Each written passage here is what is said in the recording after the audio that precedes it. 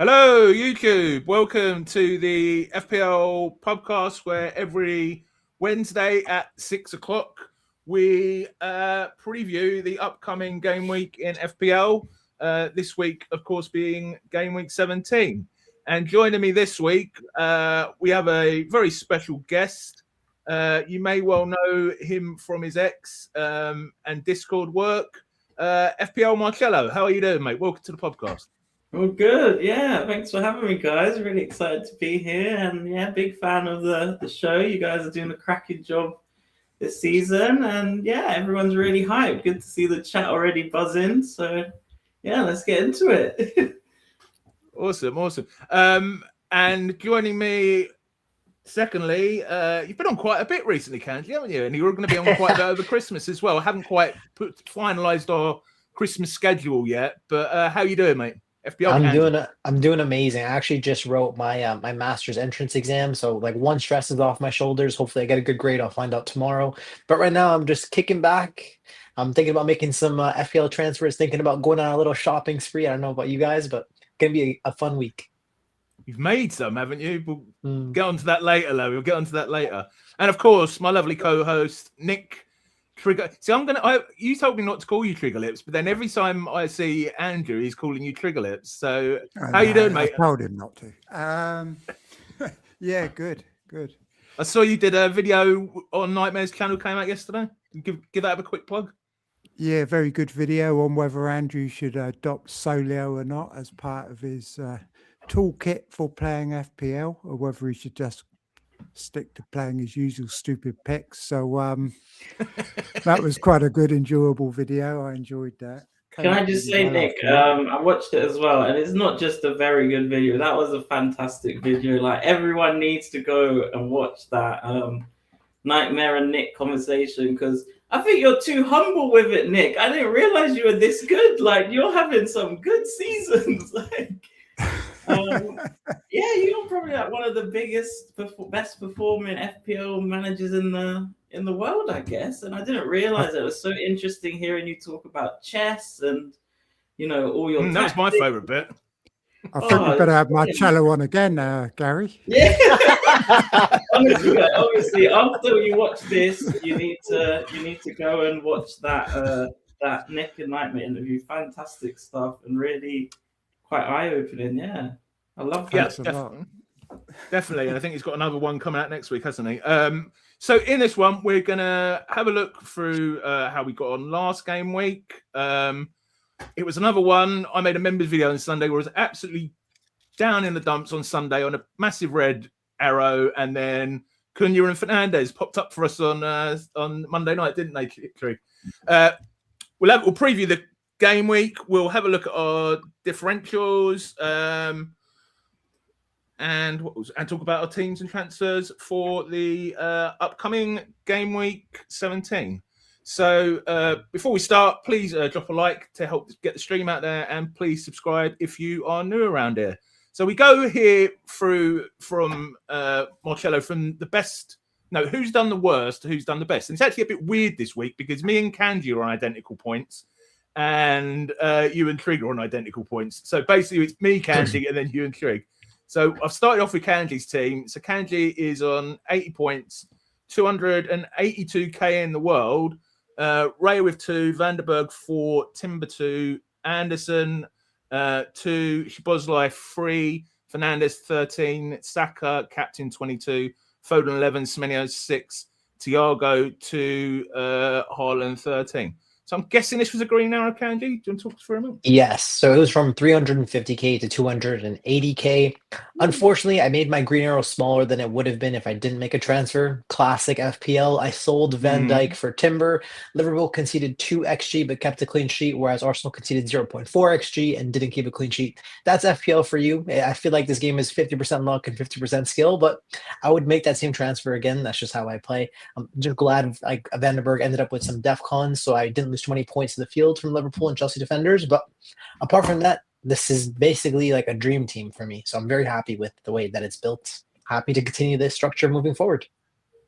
It looks very nice. Do you think, Marcello, I don't know who you captain this week. Do you think it was a wrong choice to captain Saka? I mean, obviously you only lost out from a couple of points, or do you think that's just hindsight bias?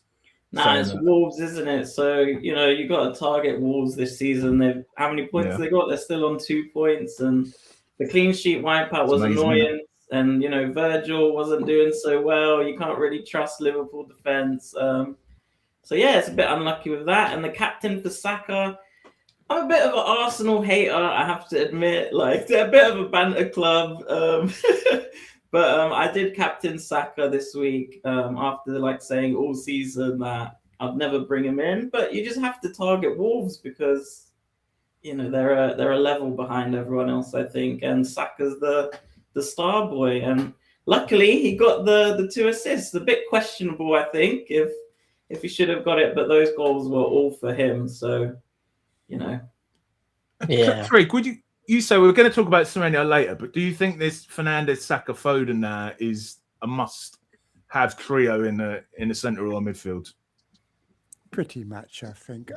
Saka would be the one that you could possibly go without, but I don't really see a need to at the moment. Some people might sacrifice Saka to get Ekiteke in next week, people that are a bit more aggressive. But, Saka hasn't been that fantastic, has he really? And it was Wolves. It was a bit jammy. And Madueke's there. It's possible that Rice is better value, I guess, if you must insist on an Arsenal midfielder. But then again, Saka can haul. And if he does get back to his top form, which he might be, then and he's on penalties. So, you can't say it's wrong to have Saka. And he's a nice placeholder for Palmer as well, when Palmer's fixtures pick up. I agree.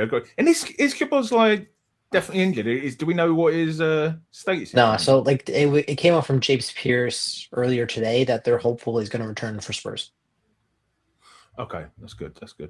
Okay, so let's move on to the next. Going around that he was out for a while, but I think that was a bit of a fake news. So it sounds like we've finally got some real news there. So you always got to be careful with your sources. Just to add on a point that you mentioned earlier, Gary. So if you look at the ownership of a team that owns Bruno, Foden, Saka, Thiago, and Haaland, only 50% of teams in the top 10K own that. You would expect that to be so much higher based on what you're seeing on Twitter, but 50%. Okay. All right, so my team, same number of points, but slightly different players. So I'm up to 87K, finally broke into the top 100K for the first time this season on Monday night, which is very nice.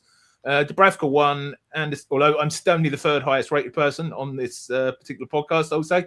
Dubravka 1, Anderson 2, Timber 2, Vandenberg 4, Fernandes 13, Foden 11, Minter 2, Cunha 8, Saka captain 22, Thiago 2, and Haaland 13. So I made this will excite you so much, lads. You think, what a daring, outlandish manager Gary is. I made the one free transfer of Rodon to Van der Berg. What a risk taker I am. And that sort of came in because I don't think Rodon got DEFCONs, did he? I think I might have got a couple of points out of that. But yeah, otherwise, it was one of those weeks. It's 2 weeks in a row now, as I said earlier, where I've been in a horrible mood on Sunday night because I've been on a 50K red arrow.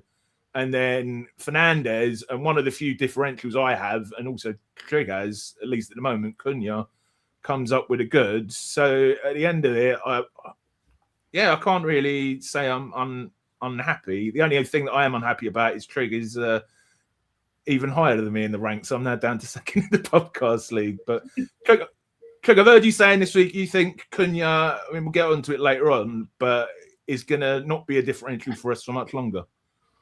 No, it's a bit of a shame. He was very unlucky not to get a lot more points, and we really need those points quickly before everybody gets him. And the next 2 fixtures aren't good for him. And I think a lot of people are getting Semenyo this week, and then they're going to move him on to Cunha before Man United have Wolves and Leeds or whoever they're playing. So I think our chance is still going to be a reasonable differential, but not the 3.5% ownership that he currently was. So, but we got returns out of him for the last 2 weeks, didn't we? Just not as many as could have been, I guess. Yeah. Marcello, do you have any thoughts on Minter? I got him in my wild card. He did me very well. He got, I think, 4 or 5 assists the first 3 weeks, but he seems to have gone off the boil a bit recently. I've even heard people telling me he's effectively playing as a right back, although I don't think that was the case this weekend because he had an amazing XG. What do you reckon? Yeah, he's a bit hit and miss, isn't he? Like, I was looking at him earlier today. Someone was asking about him, and his average points was about 3.1, I think, this season. So he does seem to get those hauls sometimes, and a couple of nice fixtures coming up. I don't know if Sunderland still is a nice fixture anymore. They're just doing absolutely amazing, as I'm sure you know, Gary. But yeah, Minter, I'm tempted. You've got a few fixtures after that. They've got West Ham and Burnley 19 and 20, so you can jump on. But the midfield at the moment, I feel like there's some really good midfielders playing for good teams who are the stars of their team, and they're playing against some really weak teams the next few weeks. So yeah, it's difficult. Kanji, can I bring your opinion in here? I don't want to talk too much about this, but you may have heard that someone who comes on this channel quite a bit, FPLD in it, doesn't like someone called Joachim Anderson. What's your, as a fellow review type fan, what's your thoughts on Joachim Anderson? I mean, a lot of people have even heard Let's Talk FPL Andy saying this week, maybe it's time to sell. Yeah, I think you always got to take things with a pinch of salt, right? Like, when they played the last 2 easy games, I think they played Leeds earlier in the season. I think, was it Burnley or Wolves or something like that earlier in the season? Anderson ended up with double digits, right, against them. This time against Burnley, they conceded 2 XG. That is insane against this Burnley team. So I don't know how much we can really trust Anderson. He's definitely not going to be a perma play. Like, having him in a rotation is very important. And at his price point, because he gets DEFCONs, he'll be a good pick long term. Yeah, I think so. But I do think I may be moving him on when his fixtures turn in a couple of weeks. So let's move on to our next team, which is Trig, who's on 92 points, up to 69k. Sanchez is 6, O'Reilly 6, Virgil 6, Anderson 2. Finally, Virgil getting some points, Trig. Cunha 8, Foden 11, Saka captain 22, Fernandes 13, Anderson, who I'll ask you this in a minute, Trig. Maybe you might be thinking of moving on, possibly. And then Holland 13, Thiago 2. Do you want to run us through it, mate? Yeah, pretty good week, really. I mean, I got O'Reilly in a week early. I was tossing up between him and Collins. I didn't really like any of the defenders last week, so I thought I'd just get O'Reilly a week early. And he did pretty well. He was very unlucky, actually, with that goal. I mean, all of us could have been much better off this week if Henderson had not fouled Semenyo, because Semenyo was 100% going to score, which would have given O'Reilly an assist. Haaland wouldn't have got his penalty, and we'd have all been much better off, especially me with O'Reilly in defence. And but O'Reilly looks great. I'm so pleased I've got him in. It's one less thing I have to worry about this week. The Andersons, not too bothered about them. I mean, Anderson in midfield costs 5.4 or something. So, I mean, I'm quite happy with him sitting there. When I got Foden, Saka, Fernandes, I've got to have somebody cheap. And I think he's going to be back on DEFCONs. I think we just had a little blip. We just bought him on a couple of weeks when he didn't get them. But I think it was against Wolves and Tottenham, wasn't it? Or some teams like that. So, teams you don't get them against. Yeah. But and I think Sangari's away at AFCON, so he'll probably be back on DEFCONs. Just bringing a quick comment from everything okay. Quick comment from a friend of the channel, FPL Discomfort. Go on, Trig, 69, oi oi. I've got no idea what you're referring to there at all, Kieran. Do go out and check out the FPL Double Pivot, by the way, where we're having this conversation on Twitter today because Kieran's on 7,000, I think, and his podcast partner Shane, who both come on the channel, was on about 50,000. So I said we're coming after him, Trig. We're coming after him for the top podcast co-host duo. Yeah, what do you think of Virgil, Kanji? I mean, you're a Liverpool man. You know, he's shown patience. He's been rewarded this week with some points. Yeah, I mean, Virgil, he's an elite pick.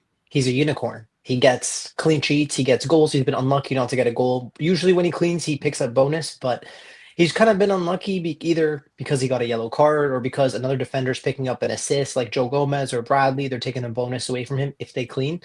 But in a normal situation, like he will pick up like those 8-point clean sheets with either DEFCONs or bonus. So in the next few fixtures with Wolves and Leeds, he's probably one of the best picks in the game. I've never considered selling him in the last few weeks. So I think he's great. I mean, he's been, like Kanji said, he's been very unlucky not to get a goal. Extremely unlucky. Just bad bit of variance there because he could have easily had some big hauls. Yeah, he's scoring in the Champions League. I think, and I think they're picking up defensively now as well because Slot was never going to keep allowing that defence to be as bad as it was. With Salah out of the way, it does improve the defence, I think. So let's move on to Marcello's team. Wait, before you go, on, like, if you go on to Trig's team, like that Arsenal clean sheet wipeout must have felt so nice for you, didn't it? Yeah, I've taken on Arsenal's defence. I don't have any Arsenal defenders. Yeah, we were live on stream. I've never seen him so happy. Any week where Arsenal concede is generally a green arrow for me because a lot of people have got 2 Arsenal defenders. And the weeks when they do keep a clean sheet, that's when I hope that the likes of Virgil van Dijk can match them. So, yeah, it's like a conscious play not to get them. I mean, they're very expensive, aren't they? So I think I prefer Virgil van Dijk over the next 3 or 4 than an Arsenal defender. I mean, I could have done him to Timber at some point. But, yeah, so fixtures aren't fantastic for Arsenal. And they are wobbling a little bit without Gabriel, aren't they? Yeah. Do we know when he's back yet? We still don't know, do we? No. So let's move on to Marcello's team. Same number of points, but he's the highest ranked on the podcast this week. 92 points up to... Well, actually, is it red or green for you, Marcello? Yeah, that's definitely a big green. Green, yeah. Let me just show you for the team, mate. This was my wildcard team, so I wildcarded into this. Oh, okay.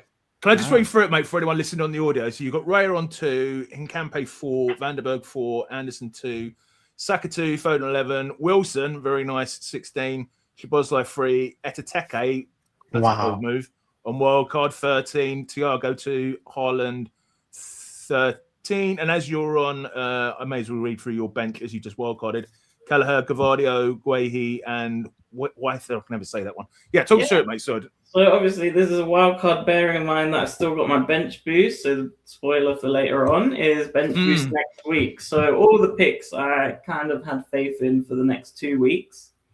Yeah, obviously Arsenal clean sheet wipe was annoying. It started off amazing with 46 seconds into the wild card, and your differential striker scores a goal. So thank you, Hugo, for that goal. Yeah, I mean, Liverpool's fixtures. Let's just talk about that. You're talking about Virgil. So I sold Virgil this week to get Hincapie in, but Liverpool have got Tottenham away, who is a great fixture. Spurs are not good at home. Wolves at home, Leeds at home, and then Fulham away. So, triple Liverpool is something that everyone should really be thinking about for these 4 games. So count your Liverpool players and try and get them up. Saka, I kind of was debating, should I keep Bruno and get Semenyo in? So Saka, Szoboszlai, or Bruno and Semenyo. I went for Saka because it's Wolves, captained him. I said, if I'm going to captain him, I'll bring him in. If I'm not going to captain him, I'll just stick with the other 2. What would you have done if you didn't have Saka? Like, where would the money have gone? Yeah, it would have gone Bruno and Semenyo for Szoboszlai and Saka, which would have been a bit better, and I would have got some price rises. So all wildcard, I was just farming price rises because, everyone was using their 5 transfers. So I had like Bruno Gian, who I made some money on. I had Kieran Dewsbury-Hall, I had some money on. That was good to get rid of Kieran Dewsbury-Hall, gosh. But I felt like Wilson and Ekiteke, I really wanted them. They've scored them done well in the last game, and they've got great fixtures in this wildcard game. Anderson, I'm a bit annoyed about, like you said. You'd think he'd keep clean sheet in that fixture, but Burnley are quite good, aren't they? So I kind of regret Anderson. I kind of regret Hincapie. I have said I've got Raya for 5.5 million, so I just feel like it's not worth getting rid of him. But yeah, any questions? Can I just quickly interrupt, lads? Claire's kindly put the Man City team up for us starting tonight. Trafford Lewis, whoever that is, Koshinov, Ake, O'Reilly starting, Nico, Reinders, Bob, Cherokee, Semenyo, Mikasa. So yeah, I take it that no's for the O'Reilly. Thanks for putting that team in, Claire. It is. Yeah, but I think O'Reilly's nice and young. He could play every game, doesn't he? So I wouldn't be too worried about O'Reilly. I think Pep loves him. I think he's happy to keep playing him like multiple times a week. And yeah, he's a great pick as well. I went for Gvardiol on my bench instead, just because I feel like Gvardiol is like the guy for headers. His heading is so good. Even when O'Reilly scored the other week in Europe, it was Gvardiol who got the header and knocked it down to him. So it was a toss-up between them two. If I needed a bit more budget, I would have gone O'Reilly, but I didn't need the budget in the end. First of all, I'd say lovely team, and obviously you're in a really good position, 56k with a bench boost. When you first sent me this and I looked at it, I'm going to be honest, I thought it was a free hit team. But can I say? Yeah. So the thing is, we've got 5 free transfers. Exactly, now. that's what I was going to say. If you didn't have those 5 free transfers, I'm taking it. Maybe you wouldn't have risked the likes of Wilson and exactly, definitely not. I would have picked Lewis Potter as well, maybe on a free hit, but that was a bit too risky. But he would have got 2 extra points because he got subbed off on 60-01. Wow, that's so lucky though. That's just luck, bro. And the same with Skelly coming on what was it? He came on 30-01, so he just missed out the clean sheet points, which they didn't even get in the end, to be fair. And I think, But yeah, it is like a free hit. And to me, my play style, I'm always like next 5 weeks, go the long run. Like, don't just go aggressive. But I've kind of been forced to play it aggressively. The same with Saka. I would have never gone Saka just for 1 week. Because we've got these 5 transfers, I've had to really change my play style and pick picks for like a short punt to kind of target the fixtures better. So I don't really feel comfortable playing like this. I like to just, I would have gone more Liverpool. I would have gone Bruno for his run. I wouldn't have picked any Hincapi or Saka. Wilson, they've still got good fixtures for them. I probably wouldn't have picked Anderson. So yeah, it's been weird. And I saw someone mention in the chat we've got Vifa. So what do you guys think of Vifa for Brighton there? He's got Sunderland at home next. I haven't really studied up on Weaver, but I'm hearing his name mentioned quite a bit this week. Okay, so yeah, he's a right back. So the midfielders, and he's categorized as a midfielder. So last season it was all about getting defenders who play more attackingly because they get points for goals. Whereas this season with DEFCON, I think it's better to get the midfielders who are playing more defensively. Because we've had the rule changes where, DEFCON comes in. Midfielders get recoveries counted for DEFCON as well. So his DEFCON counts are much higher than any other right back. Not because he's amazing at doing C-bits, because he gets recoveries included as well. So he hits DEFCON almost every week. Obviously not this week against in this week, but he's really good. Right back, he's got good assist threat. Playing Sunderland, they've got a couple players going to AFCON as well. It is at home, so Sunderland at home is a better fixture than Sunderland away. And again, it's only a one week punt on a free hit. I kind of feel like he could be nice. And then he can just sit on the bench for me after for a very cheap price. So it's just a 1 week punt for next week on my bench boost. That's why I went for that. The other thing about the 5 free transfers, you're really in a strong situation because it's allowed you to put that money on your bank, and also you're going to have the transfers to spread it back out again. It's really left you in a strong situation, hasn't it? Well, the other thing I was debating is I could even use my bench boost again in 20. I was going to say that. Which I didn't realize until like halfway through last week when I was tinkering. But then you kind of, the opposite way of thinking of that is you might want to use your bench boost in a double game week, but you kind of want to use your other chips in a double game week, and I'm not too sure. And I've kind of thought about all of this as well. So I'm open to using my bench boost in 20 or 21 before I take all the money out. Yeah, I was gonna actually suggest that the issue is that there's so many points available for everyone. Like, there's more points for every player in the game because of DEFCONs. So, like, the value of using a bench boost goes up in a double game week more than it did last season, in my opinion, right? Because I think, like, in terms of captaincy, yes, in terms of like using, of course, you want to have 2 games for your triple captaincy, like that's valuable. But like the value of the bench boost in a double goes up relative to last season, and the value of a triple captaincy stays the same in a double game week. So unless you're considering like free hitting in a double, I think I'm going to prioritize my bench boost in a double. But also at the same time, like a bench boost is like a prohibiting chip. Like it like doesn't allow you to do what you really want. So for example, like if you didn't have the bench boost, I would assume you would have had Bruno in the midfield and Ekatike down to like a dead spot, right? But I also at the same time, like I understand you're betting against Man United, right? They have Newcastle, they have Aston Villa. You're happy to bet against them when Ekatike has Wolves and Leeds, right? Exactly, yeah. Trig, before we move on, any thoughts on Marcello's team? That's very good. I mean, he must have been sweating during the Manchester United match. Oh, mate, Saturday and Sunday were like the best FPL days of my career. Like 92 points was locked in on Sunday. Like I think I was 14k in the world. My game week rank was like 10k by that point. And then Bruno had to come and ruin everything with that free kick. Bruno and Semenyo. Okay, at least Bumo didn't get any points. So, Marcello, a lot of people already said in the chat you're famous on X for your tables, and FPL Nightmare sent me this one last night and said this one would be a good one to look at. Maybe you could just talk us through it, and then we could have a genuine chat about. Made this at the start of the Can season. I just say something first? Yeah. First thing I notice when I look at this is why doesn't it have hold on it rather than That's just a good point, and a lot of people have said that. But again, it's just like it shouldn't actually say buy or sell. It should say good 5-week fixtures. So I need to kind of think about this. So yeah, I love the Christmas colors. I just love colors in all my spreadsheet I do for work, for everything. So yeah, you're right. It shouldn't even say hold. You should think of it as they've got good 5-week fixtures from here. So even though you're playing Arsenal, if you're sandwiched between like West Ham, Wolves, and Burnley, it's still going to say buy. So ignore the buy and sell. Just think of it as green and red, if that helps.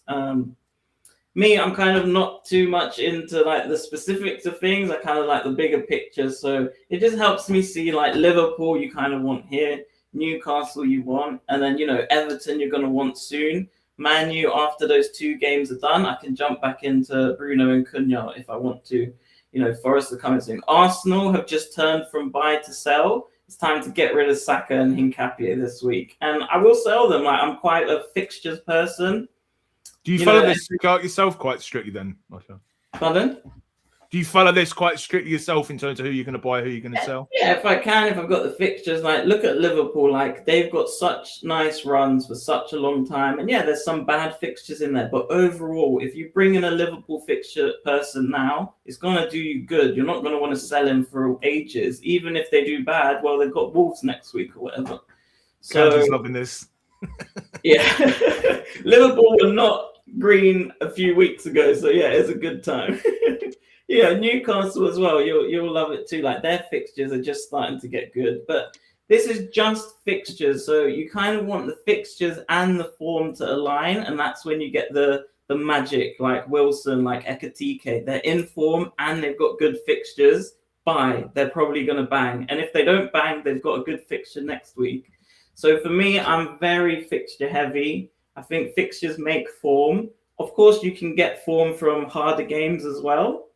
But that just feels like a bit more risk in that. And especially like Nick, your video, you want to minimize the risk. You want to minimize your chances of things going wrong. I feel like if you pick a player who's got a good fixture next week, even if they blank this week, well, you're going to want to keep them. If you pick Saka for 5 games and he blanks against Wolves, well, you're not really going to want him when he plays whoever he's got next week. Where's Arsenal on my table here? Everton, Brighton, Villa, Bournemouth, Liverpool.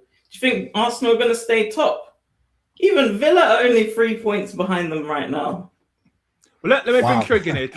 Trig, what do you think of this table? And so, for anyone listening on audio, basically the buys at the moment are in order: Liverpool, Newcastle, Brighton, Man City, Fulham, Crystal Palace. Bournemouth and Brentford for this game week with then the various, I won't read through all the other teams are currently set. What do you reckon to the outlay here, Trig? Yeah, it's quite good. It's makes it nice and simple to look at, doesn't it? Kind of nice generalisation of when you want to bring players in. Now, let me have a look. Where's Chelsea?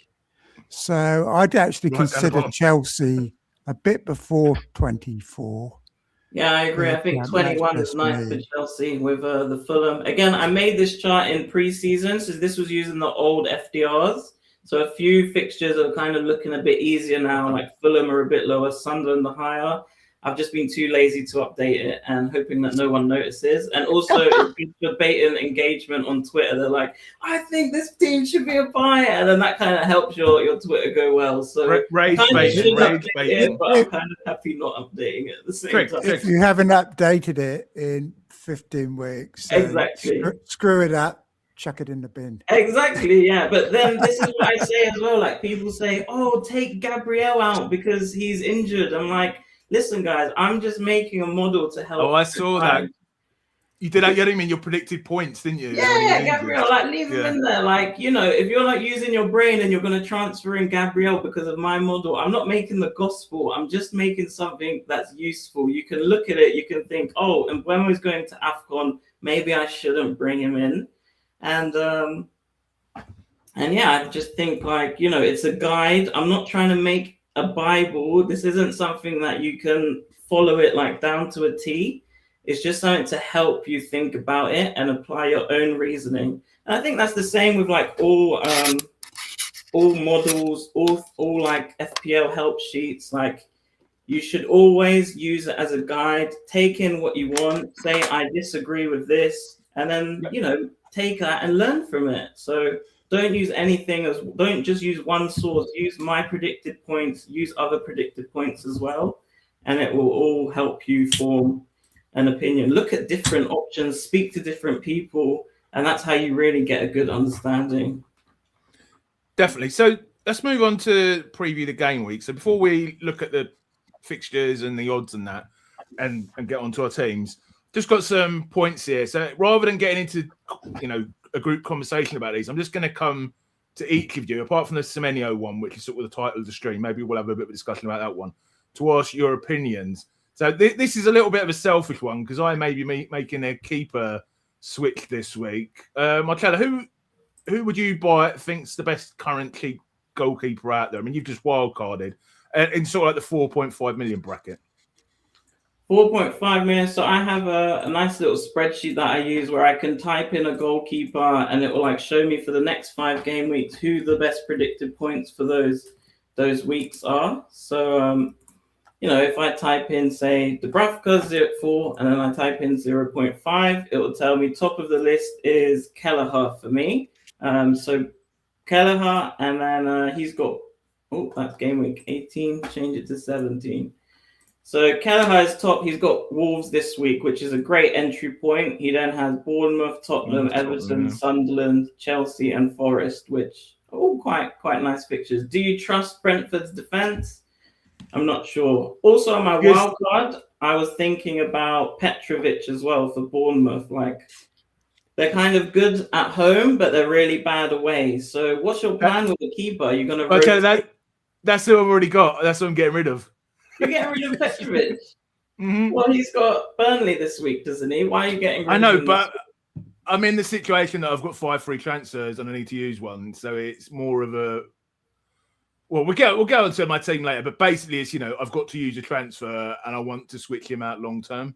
Yeah, and then I've also got above Petrovic, but literally by 0.1 point, is Areola for West Ham. Is he still playing for West Ham? Is he the main keeper? That's who Nightmare suggested to me. Yeah, so Man City's not good this week, so you could do it next week. You keep Petrovic for Burnley, and then you've got Fulham for West Ham, Brighton, Wolves, Forest. Those are all quite favourable fixtures. Then Tottenham away, which is decent, and then Sunderland at home. And I was asking this on Twitter again today. Do you think West Ham are still whipping boys with their new manager?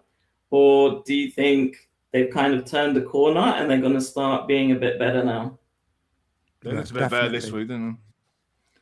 So next one I've got down is, we've already mentioned him, obviously starting tonight, but generally I saw, well, spoiler alert, he may be one of Kanji's free transfers he's already used. Kanji, and he's also another one I'm thinking about getting in this week. O'Reilly, mate, what's your thoughts? Yeah. Does he starting tonight?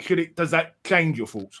No, because like Ryan Inner's already left for AFCON, so I think O'Reilly starts every game that matters for Man City now in this run because he's young. Anyways, so specifically just touching on all the Man City defenders, like when you're looking to buy a defender, you want to consider minutes. You want to consider clean sheets, but they're all playing for the same defense. So if you're buying a Man City defender, that's irrelevant. So just minutes, DEFCONs, and XGI, right? So looking at specifically at DEFCONs, I was surprised to know that O'Reilly actually averages the most DEFCONs per 90 of all the Man City defenders. First of all, that's like very surprising because he's like a wing back. Usually the center backs are getting header clearances, but I guess Man City are dominating possession so much that there aren't many opportunities for somebody like Vardiol. I know I was surprised to see Marcello actually put Vardiol on the wild card, but again, like you probably with the bench boost, it makes sense. You're nailing X minutes, paying a little bit more, right? So you have the better X minutes with Vardiol over O'Reilly, but Vardiol's XGI per 90 is at 0.14 or 0.15, and Ryan and O'Reilly's at 0.25. And I want to just cast your mind back to game week 1. There was an interview with Vardiol and a BBC reporter, and she was like, "Hey, you had the most goals scored of any defender in the league last season. I want to put you in my fantasy team. What do you think?" And he was like, "I wouldn't recommend it." Oh yeah. And it was just so odd. It was like the oddest thing I've ever seen like any Premier League player say, like, what the heck? But I think it's because he must have had a discussion with Pep telling him that he's actually going to be playing like left center back rather than left back last season.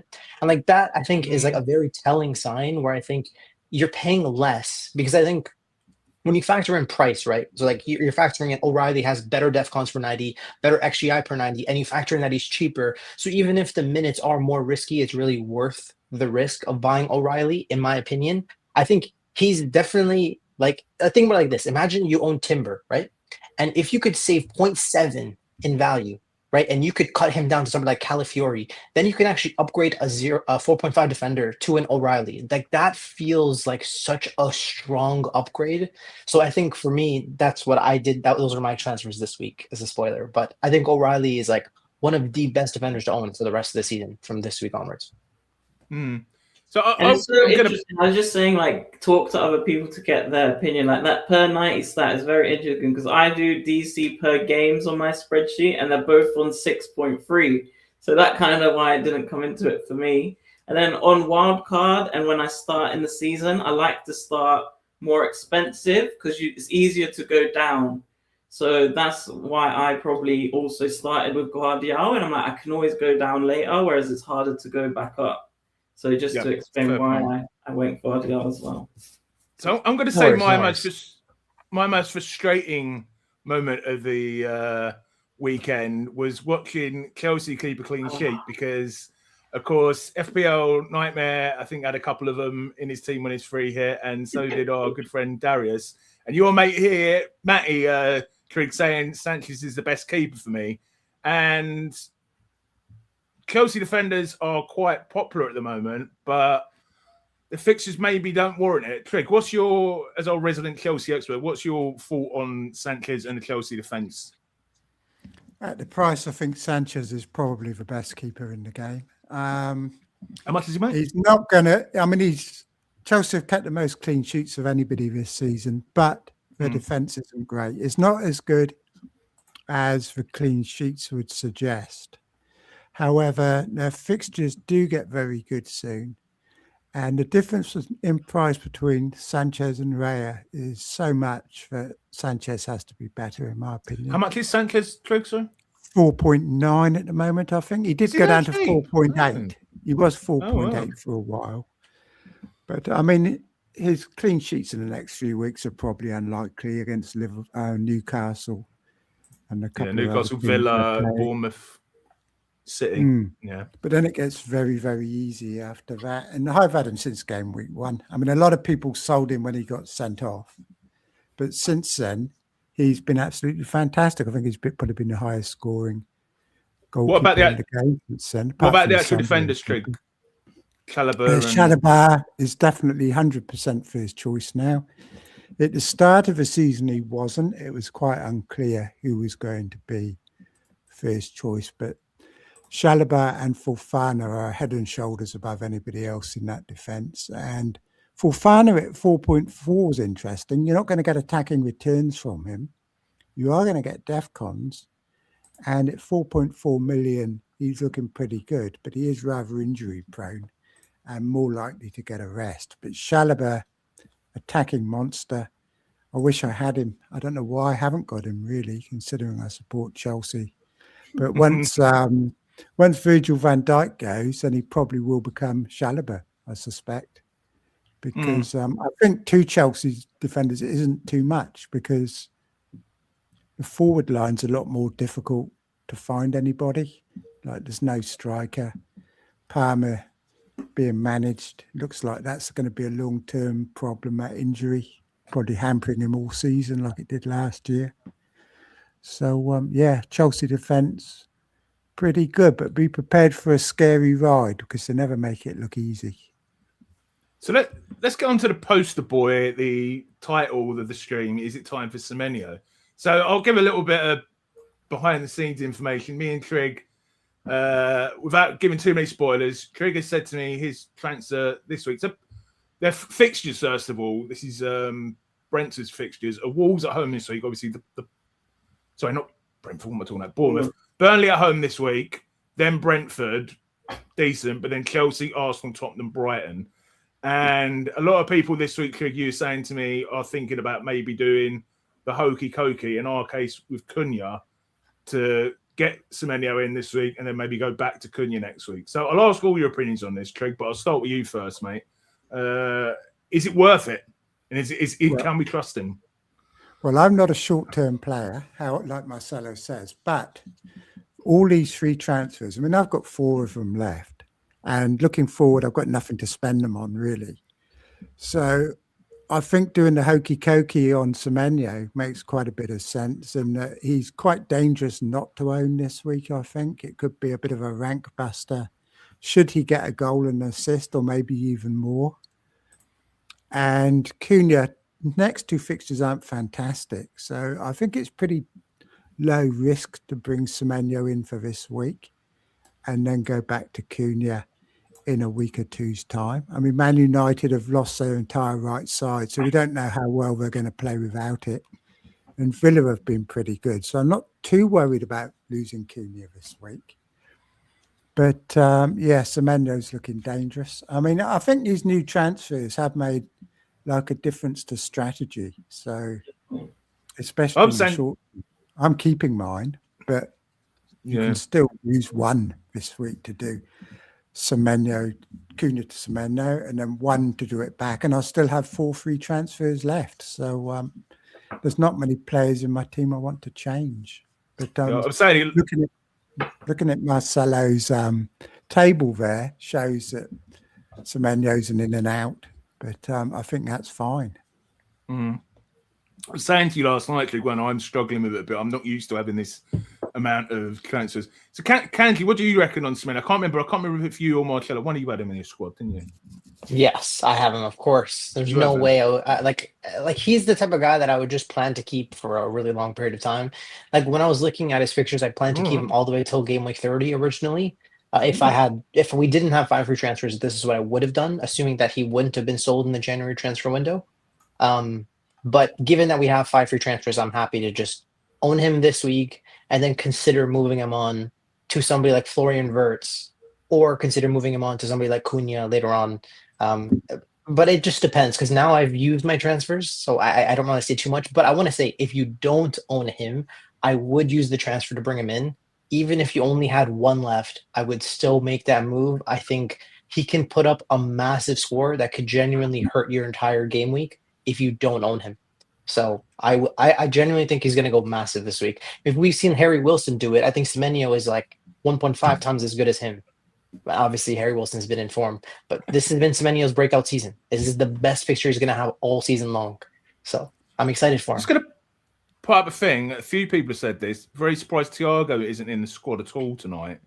I'm not. It's just being do you reckon they're just resting him? Yeah, of course he is. Yeah, probably. Marcello, have you got any thoughts? I can't remember if you had so many. I know bringing him in this week. Yeah, no, I don't have him, but that will definitely be what I kind of want to do this week. Yeah, at the minute if the deadline was now, I'd bring him in for Saka. It's a shame I can't move Szoboszlai out for him. Even if Szoboszlai is fit, even with an injury, I don't really feel like I want him now, especially on 4 yellows. If he plays and gets yellows, then I have to take him out for Wolves. That would be annoying. So I'm a bit annoyed about Szoboszlai. I kind of wish I went Gravenberch instead of Szoboszlai. Semenyo. So if you can't afford Semenyo in the chat, there's another Bournemouth player who looked incredible against Man U and scored very well, and there's a lot cheaper. My differential this week. And who do you guys think that is? Tavernier. Tavernier. Absolutely. I said at halftime, I tweeted like, this guy looked amazing. He had a header that he just fired into Lemens. He was shooting from outside the box. The skills on the ball, he was like doing some madness with his feet. And then the second half, he goes and gets all the FPL points. Shame he didn't steal the free bonus off Bruno, who I also don't own. But yeah, I was very impressed with Tavernier. And if you've got 5 transfers, if you've got 4 transfers, get Semenyo and Tavernier in. And then at least one of them are going to do something against Burnley, surely. Unless they just park the bus, and then Bournemouth don't do anything kind of like Arsenal did for 90 minutes. So, Marcello, to stick with you, because the reason I've got Cunha and Rodgers on here was sort of I guess it was for people really that are getting rid of Mbeumo. So Rodgers, for me, I feel like his good fixtures are done. I was saying in game week 11, you want Rodgers in for 12 to 16, and lo and behold, he did amazing in the easier fixtures. Now the fixtures for Villa are a bit hard. Yeah, they are third, but I think they're going to drop now. Man U, Chelsea, Arsenal, Forest, Palace. I'm not expecting big things from Rodgers. Villa attack is already a bit hard to predict who's going to score for them. And then Cunha, Man U fixtures like we saw on the chart, they do start to get really good after these 2. I feel like it's a bit early for Cunha. If you've got transfers, get Semenyo for the next 2 and then go to Cunha, like I think some people are planning to do. And see if Cunha does perform a bit better against Villa and Newcastle. 2 hard games. If he does well in those 2, then everyone's going to want him for Wolves as well, with Bruno as well, especially with Mbeumo gone. It's either going to be Cunha or Bruno scoring. It's not going to be Xerxes or Mount, is it? No, but has he convinced you there, Marcello Kanji? Is Marcello convinced you that maybe when Semenyo's done this game week, you need to move on to a Cunha or? Yeah, the plan was Semenyo in for 1 week and then out. So I'm sorry, Kanji, I wouldn't keep him for longer than that. There's too many good targets for me. Yeah, it makes sense. Yeah, it makes sense. That's the same plan that I have as well. Okay. All right, let's move on to Etateke, who obviously, due to players going off on to AFCON and injuries, we expect maybe... Well, Kanji, I'll come to you, mate. Do you reckon we're going to see regular starts in there, and is he worth getting into our FPL teams if we don't already have him? Like, how long is a piece of string? Like, I don't know, because it's one of those where Isak has been so underwhelming this year, but as a player, I honestly thought he was better than Haaland last year. So I'm kind of just waiting for him to pick up form, and he can't pick up form unless he plays. So it's one of those where Ekitike has been better than him this whole season. So, and the coach is kind of under fire. He's looking to save his job, so you should play the player in form. So I think Ekitike will just continue starting, but with a midweek game in the Premier League as well as a weekend game, I think they'll probably just rotate the guys. But maybe with the Gakpo injury, maybe Ekitike's minutes will just be much stronger and he may start and play 75 every game. It's really a minefield. I just think in terms of the fixtures themselves, Ekitike is an excellent punt. And if it works out for you, you could end up with another 3 goals in the next 2 weeks or 3 weeks or whatever, right? Yeah, that's why I got Ekitike, because of Gakpo's injury. I just thought his minutes are going to go up. Salah's gone, Gakpo's gone, Isak's performing poorly. He just scored a brace. It was a no-brainer for me with all those when you watch the games without Salah, the player that's stretching the pitch for Liverpool is actually Ekitike. So if there's chances on their counter-attack, somebody's playing a ball in behind, it'll be towards him, which is huge. That's massive. That means he's going to be getting a lot of goal threat if he's on the pitch. Trig, I'll pass to you for the last player here, mate.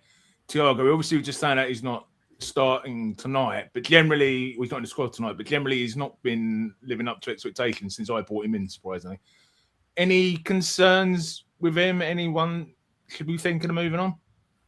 He's doing what you expect him to do. I think I don't think he's done anything unexpected. I mean, I've had him for quite a while, so I had him for quite a few of his points. But this is what you're going to get with him. He's only like he's like a 6 million forward, I think. I mean, it's not his fault that his price has gone up. It's all you idiots buying him.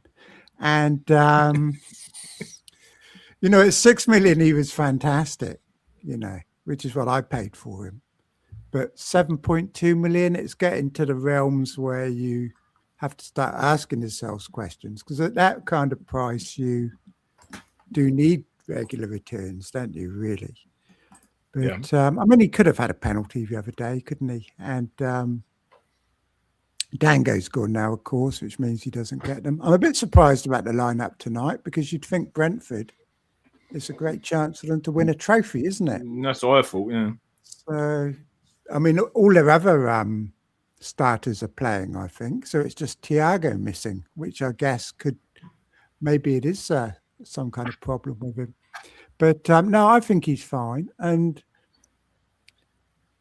the problem with him is, where do you go? Because I guess you can go up to Ekitike if you can afford it. Marcello wants to speak. Let Marcello have a go. I can tell you where you can go. So you play Thiago this week against Wolves, obviously, give him one last chance. And there's a nice jump to Bowen, who's got Fulham, Brighton, Wolves, and Forest. What about that?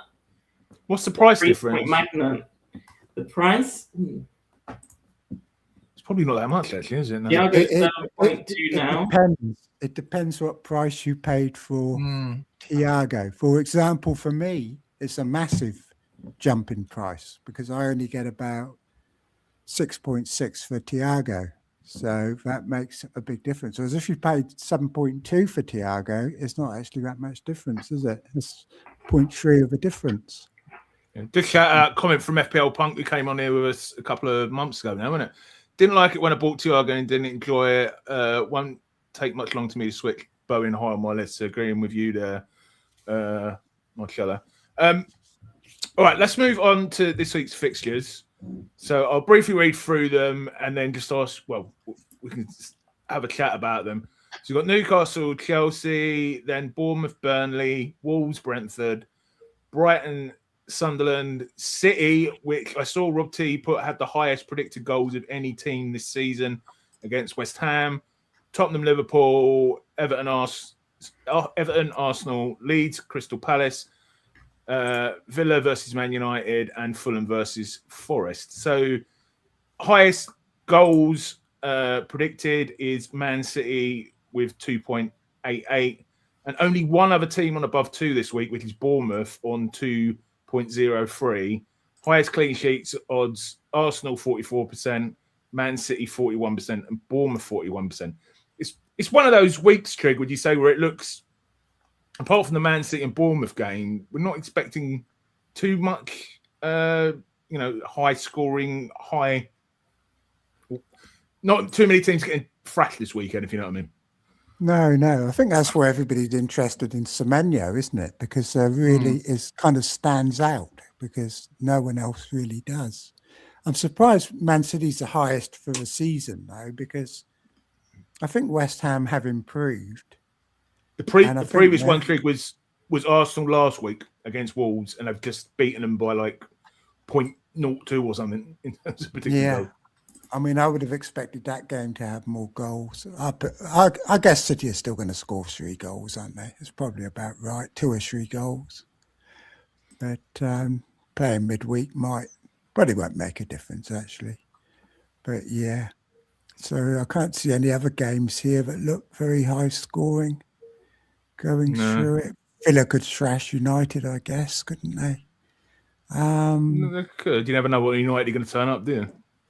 Yeah, well, that's going to be very difficult for them, isn't it? I mean, their team's going to be hugely affected by AFCON.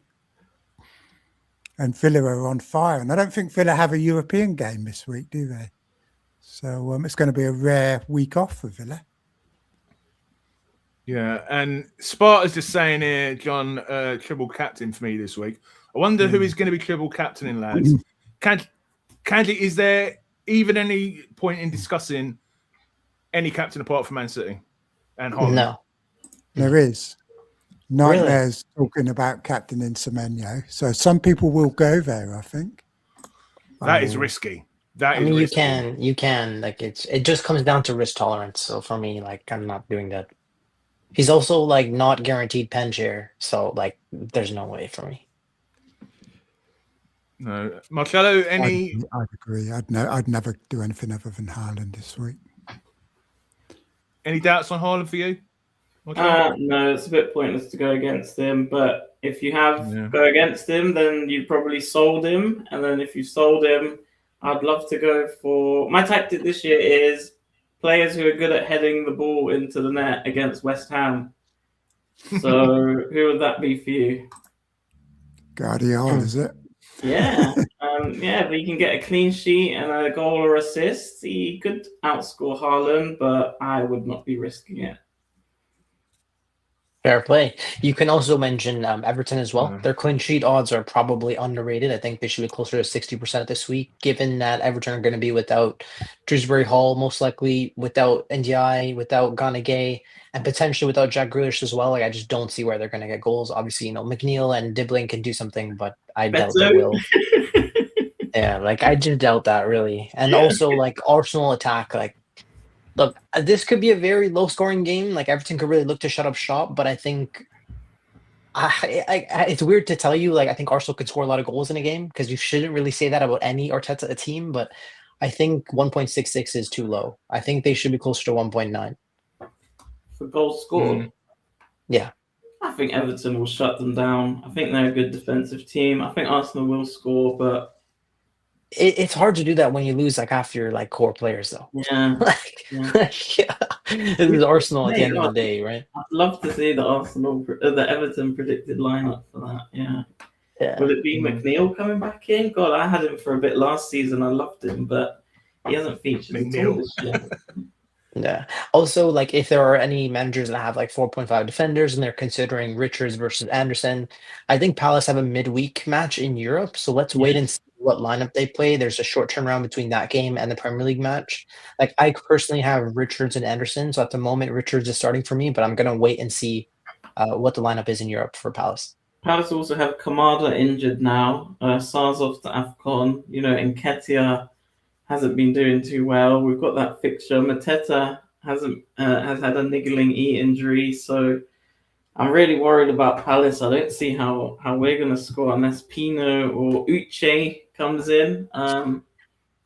But yeah, I mean Uche scored against some Irish farmers the other day, but it's going to be a different story against an amazing Leeds crowd who are doing really well, I think, even though not the best defensively, but at home, that's a scary match as a Palace fan.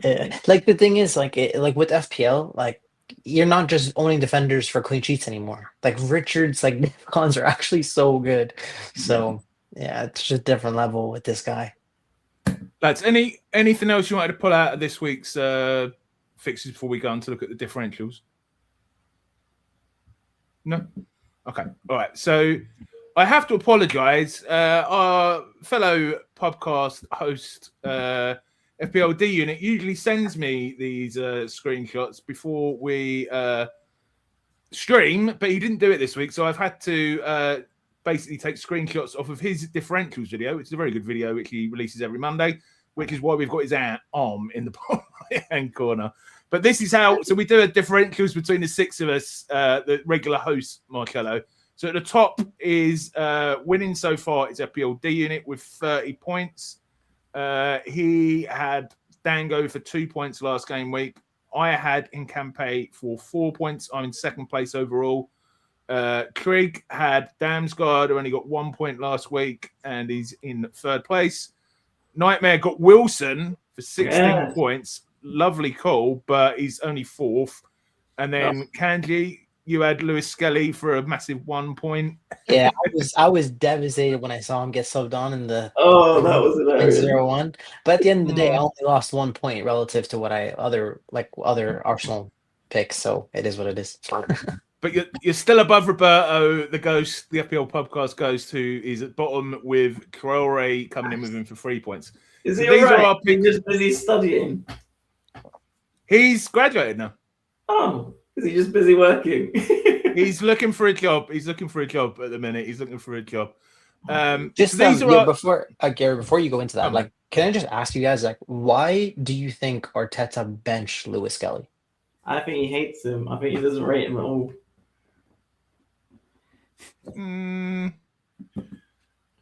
Wasn't Calafiore Suspended. sort of? Oh, he was suspended, was he? Oh, okay. I've got no idea then. Maybe he does hate him. Trig, any thoughts? No idea. I'm not focused on Arsenal defenders. I'm ignoring them. Yeah, makes sense. Makes sense. It's just something to think about. Just like some food for thought. Well, let us know in the chat if you know why Lewis Skelly was benched at the weekend, or you got any theories. Same reason Kobe Mainoo doesn't play for Man U. So let's get on to this week's differentials. So I'll come to the three lads that are on the podcast this week, and then we'll have a quick chat about who wasn't selected. Sorry, the three lads who aren't. So Tavernier is my pick. I'll go who's 1.7% owned. Obviously, done great last game week. He's playing at, is he at home in Burnley? Yep. Great XG, 2.27, great XA, 0.13, you know, points per match, 4.6. It sort of explains itself, I think. Marcello, you sound like a bit of a fan of Tavernier. Yeah, he looked amazing. I mean, I haven't really had my eye on him before this week, but when someone says Tavernier and your ears prick up, and then you're like, okay, let me watch him, let me scout him out in this Man U match. He has a first half like that, and then the second half even better, and he's got Burnley next. You're going to want to pay attention. Definitely. Craig, do you want to talk us through your pick this week and your reasons, mate? Yeah, Turkey's been fantastic. I mean, I think he's second on the XG tables for assists this season already. And him and Foden are putting up a great partnership at the moment, and a lot of good things from Turkey. So I think he's going to do well this week. I see he's starting tonight. One of the only few City first team that are starting, but I suspect he'll play at the weekend as well. And I think Pep's growing trust towards him, because he didn't play him much, did he, at the start of the season? But I think we're starting to see him cement himself now in the team. So City have gone up a gear, haven't they, in the last few weeks? And I think they're going to end up winning the title this season, to be honest. I think Arsenal are going to be caught. Yeah. He's looking very good, Shirky. Well, I think we need 4 Man City spots, don't we? Yeah. And Kanji, you've gone for who have you gone for? Cliver. The Justin Cliver. Yeah, just 0.8%. Yeah, it's a throwback to last season. I'm just hoping to get a hat trick of penalties. I mean, he's done it before. Why not do it again? The Burnley, yeah. So I'll ask your opinion, Marcello, on the three lads who aren't on. So Nightmare's gone for Jeremy, obviously way to lead. Yeah, not Roberto's bad. gone for Smith Rowe, and Dean has gone for Sade. Yeah, give us your thoughts on those three, mate. Yeah, they're all kind of not bad. I wouldn't be running to any of them. Bit surprised by some of them, but Sade, obviously coming back from his suspension, might be a bit more hyped up to do a bit better. Smith Rowe did quite well, I think. He's starting to get back in the team. So yeah, maybe a bit of form. Forest, the easy fixture. I feel like they're quite good now as well. But mid fixture, medium. Yeah, it's a bit mid, isn't it? And Leeds away is tough. If anyone scores for Palace, it will probably be Pino, to be honest. He has picked up some nice form. Yeah. Decent. Yeah. Not 10 out of 10, none of them for me. No, I think I wanted to go for Sade again this week, but I don't know why, because he let me down in my free hit, and he let me down the other time I chose him as I had him on free bit, and people asking me on Twitter, like, why is Sade so low on your prediction? And he just averages around 3.1 as well. It's not that much. Like, it's all been Thiago. And with Dango going away, maybe Sade can hog the ball a bit more and do something a bit better. It's probably better for him. He might be the one winning penalties for Thiago now, but not sure he's that much of a player. Combs saying Nick wins this game week for me. You've got the Combs seal of approval there, Trig. Okay, all right. Let's move on to our teams. So we'll start off with our guest Marcello's bench boost team. So I'll read through it and then I'll ask you to talk us through it, Marcello. So Kelleher away to Wolves, Hincampe away to Everton, Vandenberg away to Wolves, Anderson at home to Nottingham Forest, Gavardio at home to West Ham, Guehi away to Leeds, Weifer at home to Sunderland, Wilson at home to Nottingham Forest, Szoboszlai obviously currently yellow flagged away to Spurs, Haaland captain at home to West Ham, Thiago away to Wolves, and then the bench of Raya away to Everton, Etateke away to Tottenham, Foden at home to West Ham, and Saka away to Everton. You're doing that thing where you put, I know it's a bench boost, but you put them on to make it look more flash. Would that be fair to say? Absolutely not. I'm a 5 at the back manager. I believe in my defenders. They're all going to get DEFCON. They're all going to get clean sheets, and they're all going to outscore these mids. Saka's not even getting in my team. He's about to be sold for his 2-pointer. Okay, he might get DEFCONs now because he's quite good at DEFCONs apparently. So I'm just going to pop to pad on my notes. Do you want us to talk us through it in any plan? Yeah. So the plan is to sell Saka. He was only in for Wolves, and to Semenyo, and then Szoboszlai. I could sell him to Bruno as well. But yeah, happy with Ekitike, Foden, Haaland, Thiago. They all pick themselves. I don't know. Oh yeah, sorry. Raya should be starting over Kelleher. That is a bit of a bench manipulation there. Yeah, Vifa for his one game against Sunderland, then he can hold a nice cheap bench spot for me. I think he can get DEFCON. I think he's got a good chance of an assist and a clean. Worst bench I've ever seen. See, exactly. Dominic agrees in the chat. Wilson in form. Szoboszlai, yeah, he's a bit injured. I kind of want to get rid of him now. If he's got an injury, he's probably not going to be at 100%. And the good thing is I wildcarded last week, so that means I've got 5 free transfers. So I can do a lot here, but I tried to pick nicely. I feel better about the double Everton defense in Capia and Raya because Everton have no one else left to score because everyone's either injured or away. So I might keep Hincapie one more week. Vandenberg against Wolves, Kelleher against Wolves. You hope Wolves don't score, but they have been scoring the past 2 games, which isn't great. Anderson, I do kind of regret picking.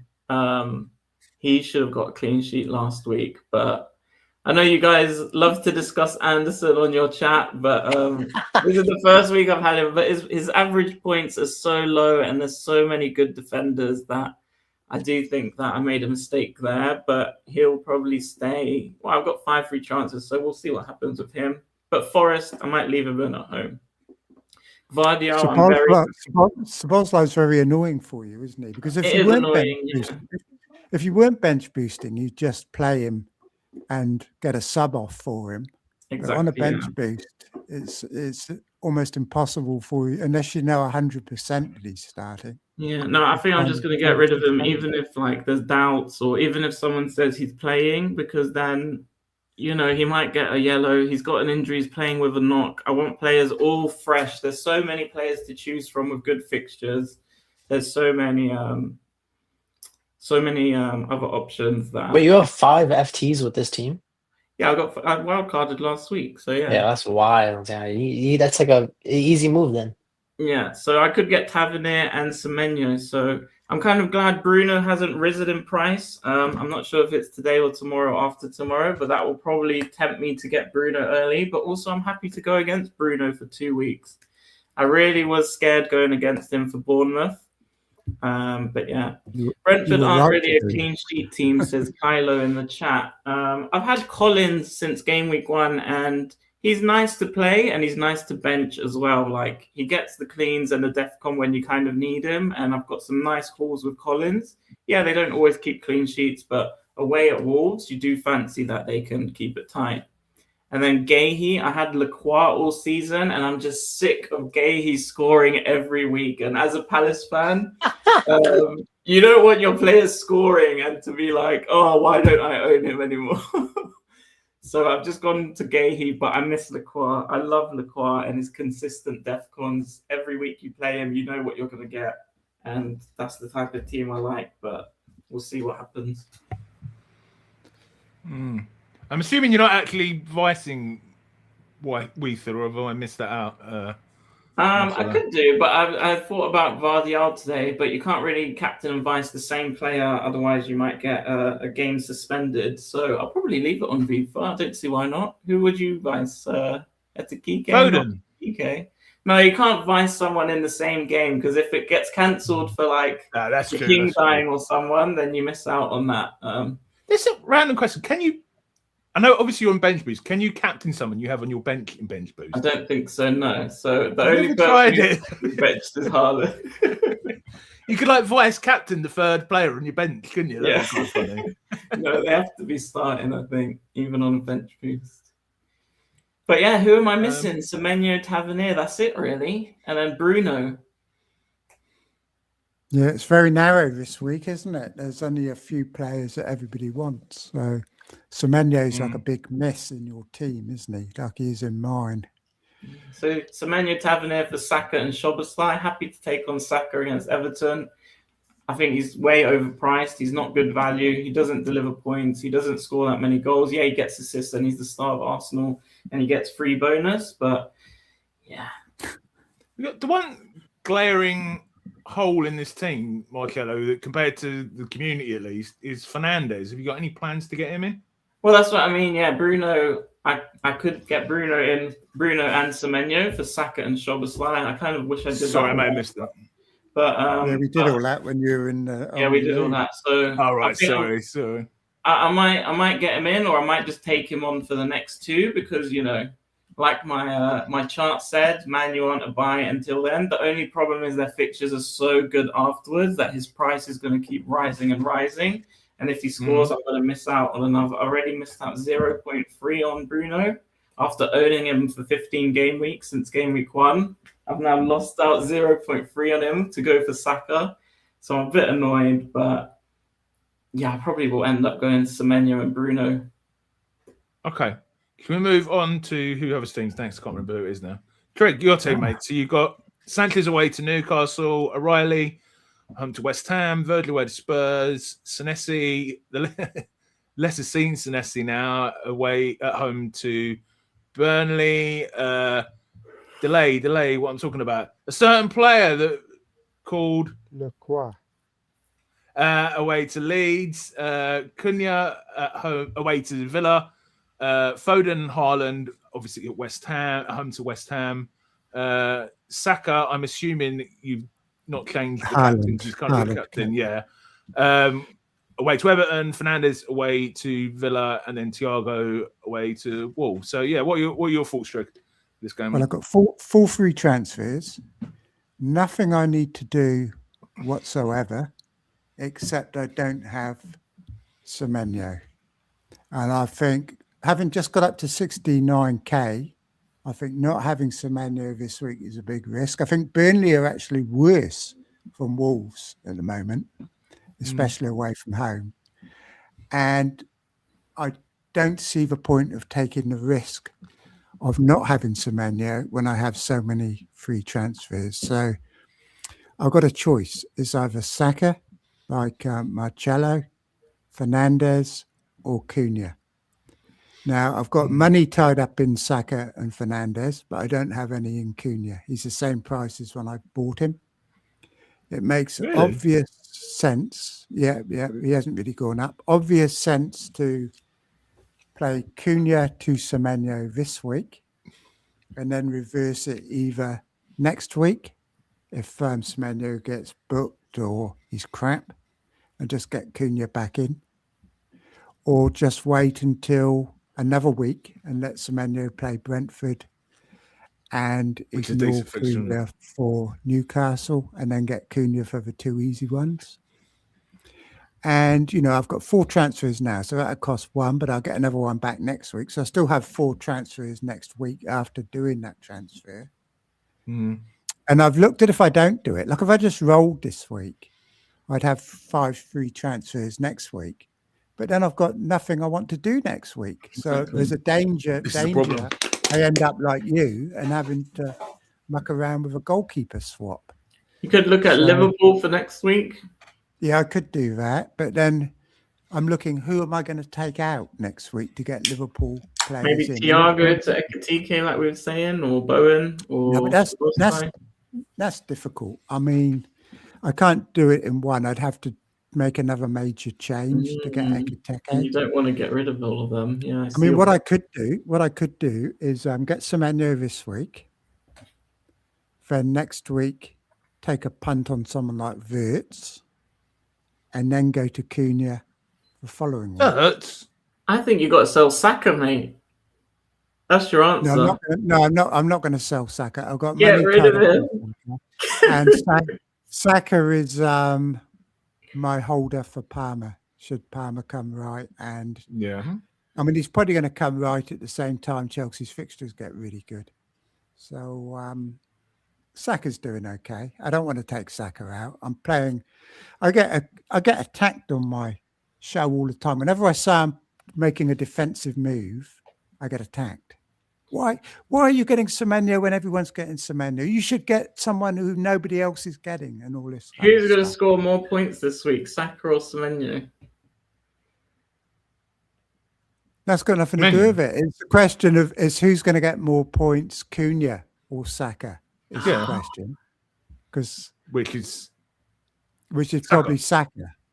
Yeah, I agree. Really? So it's safer. No, it's a lot safer for me to take out Cunha for Semenyo than it is to take out Saka for Semenyo. But then Saka allows you to go to Ekitike for his amazing run of Wolves. Yeah, but then I get further and further down the route of having a really horrible template, which is like lopsided, and it makes it harder to get it back again. So just on a short-term punt on Thiago. I mean, the Semenyo one's easy because it doesn't mess up my structure. Ekitike is a whole different world of. Well, that's why you killed 2 birds with 1 stone.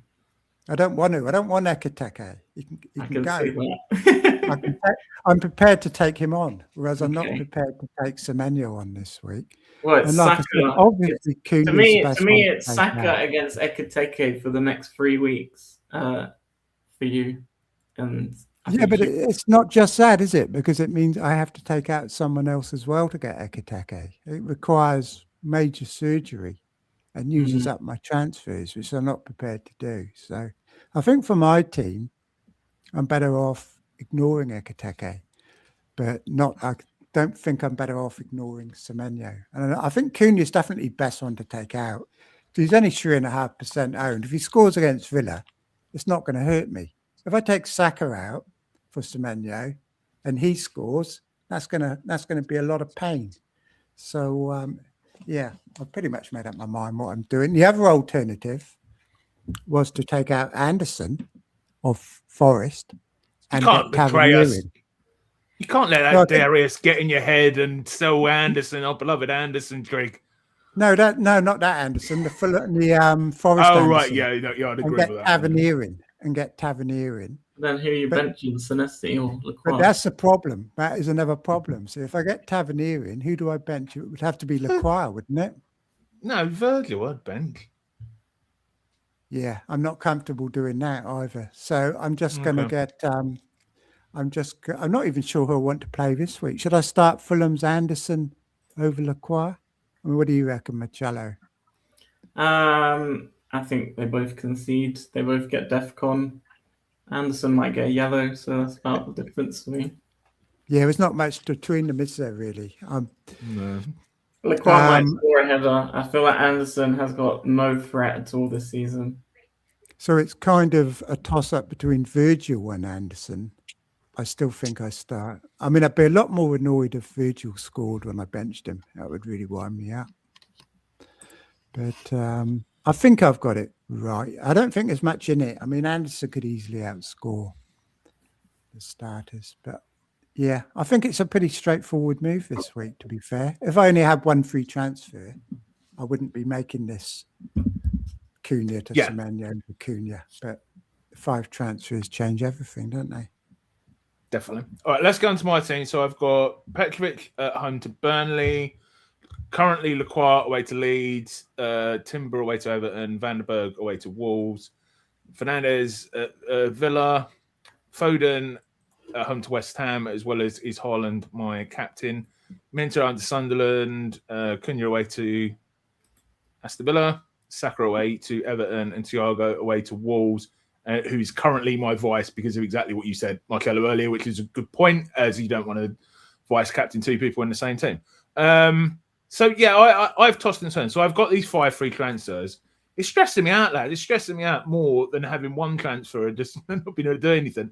So I've toyed with, I've done my usual FPL review, suggested transfers, and it's coming out with a load of transfers that I don't want to do, like Minter to Szoboszlai and I can't even remember what the other ones were. Lacroix, no, I can't even remember. But I thought Lacroix maybe to O'Reilly. But to be honest with you, I think Triggs talked me into he's going to hate it, but I think he's probably, with 5 free transfers, you know, I do listen to the legend who is Trig. We play the game in a very similar way. I think he may have talked me into the Cunha to Semenyo, because I don't really want to make, you know, the goalkeeper is the one that I really want to get rid of, but I can't get rid of him at home to Burnley, can I, Trig? I don't think you can. I think it's stupid to do that. Can you afford to do Minter? Can you afford to do Minter to Semenyo? No, I've only got 0.6 in the bank. I mean, I've written in my diary to add, thanks to Kanji's intervention, how many free transfers and the money in the bank on the slides for next week for all of us, which we have for Kanji this week. Your bench choice is interesting as well, isn't it? Vandenberg or Anderson? Wow. Yeah, and Richards. I like Vandenberg more. I wouldn't I could pick play 2 Yes, Palace defenders. I have a suggestion for you, Gary. Go on, mate. Why don't you do Minte and Saka to Tavernier and Semenyo? I want to hear your thoughts about that. Saka, I don't want to get rid of Saka. I'm with Craig, as it was, I think, probably came out. I like Is Saka. it his EO? Is it because you think he scores a lot of goals? Is it because of his bonus? Well, he's not even All of those, all of the above. He doesn't also score that many goals.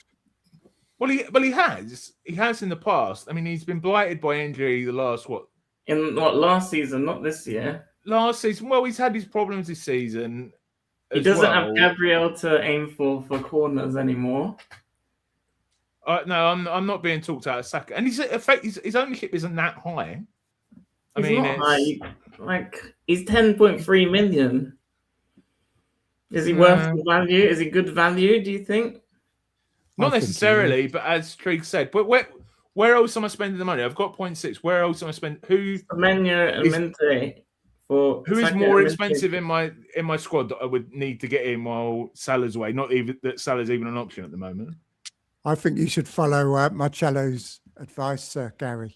Go for it. Yeah, I know that. He said that to me yesterday, and Do you think Arsenal have good fixtures? No, not particularly. But I just want to think keep Arsenal will win the league. No, they'll probably bottle it again, and Man City will win it, won't they? Do you think Arsenal have an amazing attack? No. And then Liverpool. You're not going to talk me. It's because we're getting near to him in the ranks, Nick. He's panicking, Marcello here, and he's trying to ward off some people. I'm doing it because I'm selling Saka. I want you to talk me into keeping Saka because I'm happy to hear both sides because I must be missing something as well. We don't want to. We want you to sell him. I do want to sell him. We want to exactly what I'm saying. Kanji, mate, you haven't spoke for a while. What do Yeah. you reckon to my team and what I should be doing, mate? I think you should do Timber as a Calafiori. Really? Why? Yeah, because you save money and you can get O'Reilly in your defense. Okay. Well, the other one, I didn't mention that. If I wasn't going to do that risky thing, I don't know if I can actually afford the Quarter O'Reilly now because I've got points. Yeah, I can. That was the other thing I was thinking. If I didn't, that do looks this good switcheroo. actually, because then you can play Richards instead of Lacroix. You're trying to get me. You're trying to get me out of getting Semenyo in, Trig. I know your mind games, my friend. You've got a bit of a bench. You've got a bit of a benching problem. That's a thing with you. So if we did get Richard, if you did get what's his name again? This Man City defender O'Reilly. If you got O'Reilly for Lacroix and started Richards as well, then you'd have to bench Minter or somebody, wouldn't you? Which it wouldn't be ideal. It's just I'm not used to this, as I put it, I think merry-go-round thing. You know what I mean? But it's just a completely different mindset. You know, like after playing FPL for 11 years, I've got 5 free transfers. I've never got to more than 3 until about a month ago, and it's just a whole new mindset. But I don't know. It is. I mean. Marcello, I'll ask you, mate. That's a good one, I think. Kanji said a good one because it uses your transfer, saves you some money for future weeks, and Calafiori is probably at least as good as Timber, maybe better. Maybe. Let me ask Marcello this: if I went Cunha to Semenyo and then back again or whatever, is that an attacking move because I'm using my transfers, or is it a defensive move because I'm trying to cover EO? No, I think that's a great move. It's because you think Semenyo scores more than Cunha and you've got to use your transfers. Yeah, exactly. Definitely do that. It's not that complicated. No, but you know what I mean? But is it an attacking move? Because now you like bring it back to your... It is. I mean, if Semenyo gets points, you're going to go up in the ranks, aren't you? It's not entirely defensive. What I'm trying to relate it back to, Trig, is the conversation you had with Nightmare the other day. You know, are we being defensive because we're trying to cover effective ownership? Or are we being attacking because we're using the transfers? Do you know what I mean? It's such a murky ground. Both. Yeah, it's both. It's risk management. I mean, imagine how you'll feel if Semenyo gets 2 goals this week. You're going to get absolutely killed in the rankings. I know, and you bloody mentioned it to me now. But at the same time, buying him and he gets 2 goals is also an attacking move, isn't it? So, because he's a better prospect this week than Cunha. I mean, he's the second or third highest in the projections for this week, isn't he, Semenyo? Yeah, you're not really chasing rank, and he's so high that, you know, if you wanted to do a riskier move, get Cunha in so you can overtake higher, but your rank's pretty good. It depends if you want to be aiming for number 1, if you want to aim for number 1 spot, or if you want to stay around where you are. You can. Yeah, like it's tough because like when you have Cunha, it's like selling him is a luxury sell. I think Nick mentioned earlier when we were off air, he has 18 shots in the last 3 games. Now, he was playing in the striker role, and he won't be playing in that position going forward. You'd assume that what's the Sesko? I think his name Sesko is going to be the striker. But I think even Bumo has been getting lots of shots in the cam. He should have hauled last game. Like, I think Cunha is the guy everybody wants long term. And I would look at your team like your weakest aspect is your goalie, your second defender, and you have enough. You have 3 good defenders for 1 defender spot. So you have 3 good 4.5 options for 1 defender spot. That I think your weakness would be that second defender spot. But anyways, like it's your team, and like Hallis defense has been so good that maybe I'm underrating how good Lacroix is as a pick. And what Claire's saying, it doesn't matter because Semenyo's on 4 yellows. Yeah. So but that doesn't matter because it's only a short-term pick. We're just getting him for 1 or 2 weeks anyway, and then removing him. So, yeah. I mean, going to a Liverpool mid next week is not a bad attacking option either. So getting Semenyo, then a Liverpool mid, then Cunha back, that's actually an attacking move, I think, rather than... 100%, yeah. I agree. You don't want to sell your Liverpool mids after. You want them for a few weeks as well. Yeah, that's true too. But if Cunha's really rubbish in the next two and your Liverpool mid's great, then you're not forced to.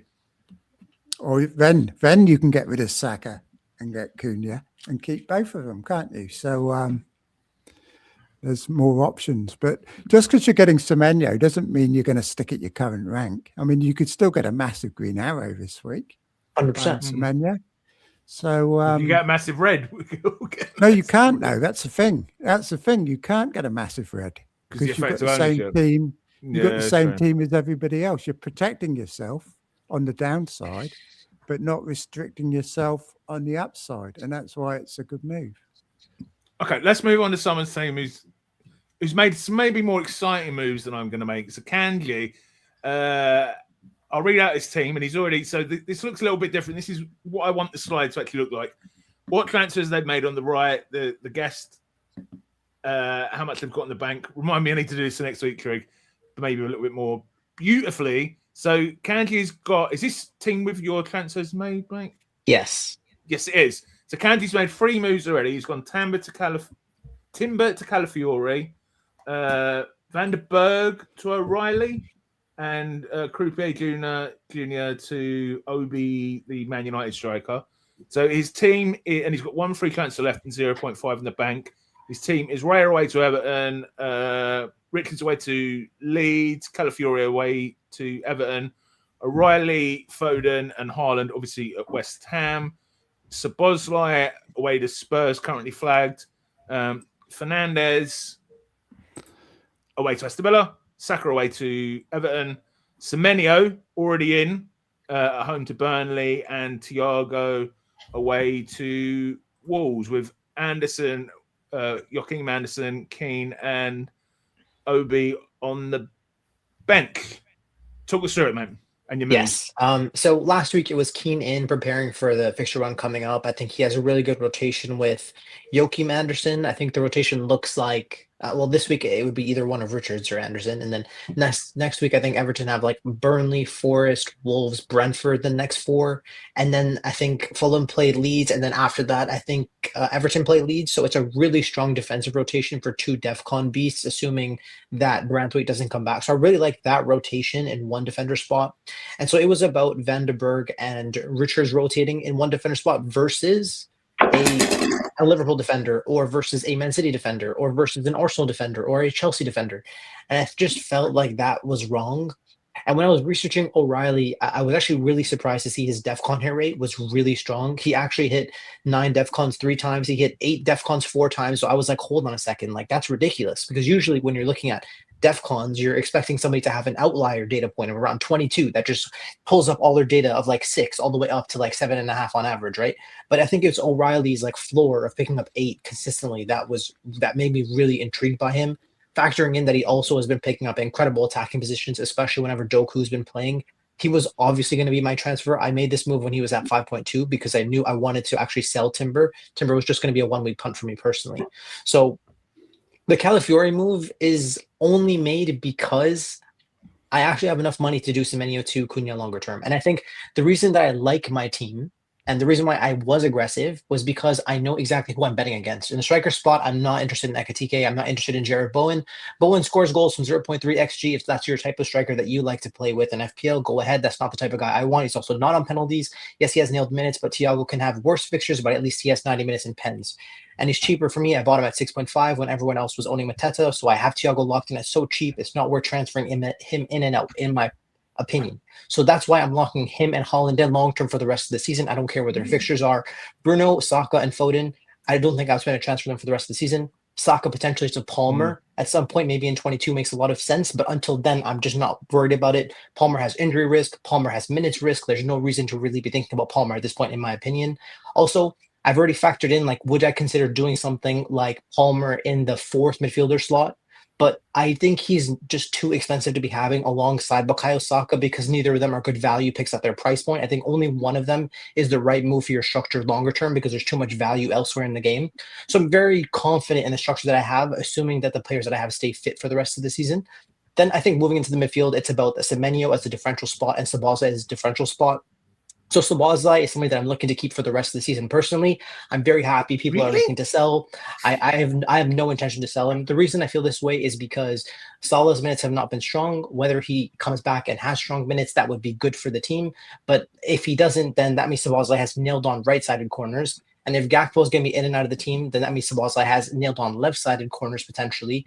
And if Salah's minutes are not great, and because Ekitike has been playing better than Isak, then Szoboszlai automatically has penalty share on top of that. He's also been our best player, so he's getting pretty much 90 minutes every game. Now, let's see what happens when everybody reintegrates, but in different types of lineups, Szoboszlai will have higher set-piece threat. He'll have higher pen threat based on the different lineups that the coach uses. At the end of the day, he always has his free kicks, direct and indirect free kicks. And I think he'll find a way to pick up points over the course of the season. So I have no intention to sell him at all. And I think people that are avoiding him, I think it's a mistake. And let's see what happens, especially in the next few weeks. If Ekitike continues to start, which the coach should be playing the man in form, Szoboszlai is an elite pick if he plays because he would have the pen share. And he's 6.5, and he plays Wolves and Leeds at home.